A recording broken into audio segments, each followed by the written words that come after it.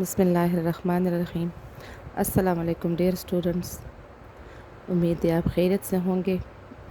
میں ہوں آپ کی اردو کی ٹیچر، اور آج ہم جماعت دہم کی اردو کی کتاب سے ایک اہم موضوع جو کہ اردو قواعد سے ہے ڈسکس کرنے جا رہے ہیں۔ اس سیشن میں ہم اردو گرامر کے موضوع سابقے اور لاحقے پر بات کریں گے۔ آج کی ویڈیو دیکھنے کے بعد آپ کی لغت یعنی ووکیبلری میں کئی نئے الفاظ کا اضافہ ہو جائے گا۔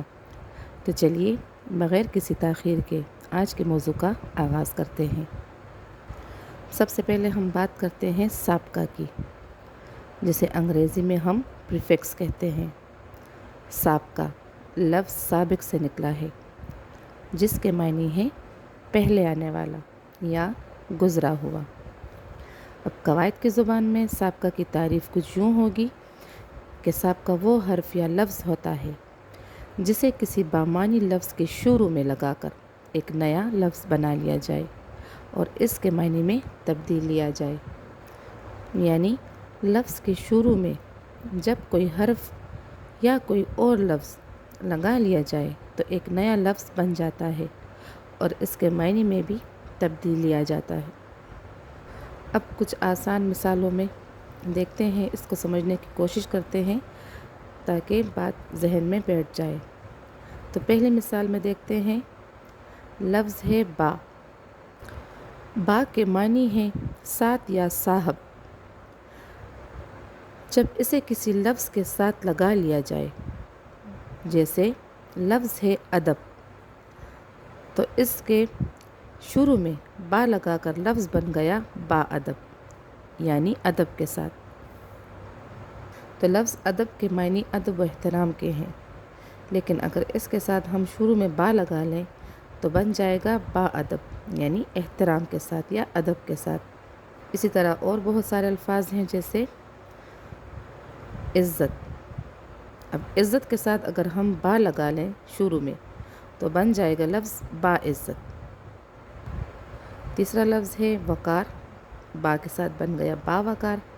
چوتھا لفظ ہے صلاحیت، لفظ ہے صلاحیت، جب اس کے ساتھ ہم با لگا لیں تو بن جائے گا با صلاحیت۔ اسی طرح ایک اور لفظ ہے کردار، با لگانے سے بن جائے گا با کردار۔ تو جیسے کہ آپ کو نظر آ رہا ہے کہ ان الفاظ کے شروع میں با لگا کر ایک دوسرا لفظ بن گیا جو کہ ان کے معنی میں بھی تبدیلی لا رہا ہے۔ اب دوسری مثال دیکھتے ہیں، ایک اور لفظ ہے بے۔ یہ با کی بالکل ضد ہے، یعنی اپوزٹ ہے۔ اس کے معنی ہیں بغیر، جیسے الفاظ ہیں بے ادب، با ادب، بے ادب۔ با ادب ادب کے ساتھ، بے ادب ادب کے بغیر، یعنی بے لفظ اس کے لیے آئے گا کہ کوئی چیز اس کے بغیر ہو۔ اسی طرح ایک اور لفظ ہے بے خوف، بے وقوف، بے گناہ، بے زبان وغیرہ۔ تو بے لگانے سے ان الفاظ کے معنی بھی تبدیل ہو گئے ہیں۔ ایک اور لفظ ہے نہ۔ نہ کے لگانے سے، یعنی نہ جو ہے یہ نفی کی علامت ہے، تو الفاظ کے شروع میں لگانے سے ایک چیز جو کسی میں موجود نہ ہو، جیسے لفظ ہے سمجھ۔ سمجھ کے ساتھ نہ لگانے سے بن گیا نا سمجھ۔ اسی طرح ایک اور لفظ ہے نالائق، نا امید وغیرہ۔ تو بچے، اردو زبان میں اور بھی بہت سارے سابقے ہیں جو ہم روز بولتے ہیں لیکن کبھی غور نہیں کیا، جیسے کم، تو کم سے کم عقل، کم عمر، کم سن وغیرہ۔ اور ایک اور لفظ ہے لا، لا سے لا علاج، لا جواب، لا پتہ وغیرہ۔ تو یہ تھے کچھ اردو کے سابقے۔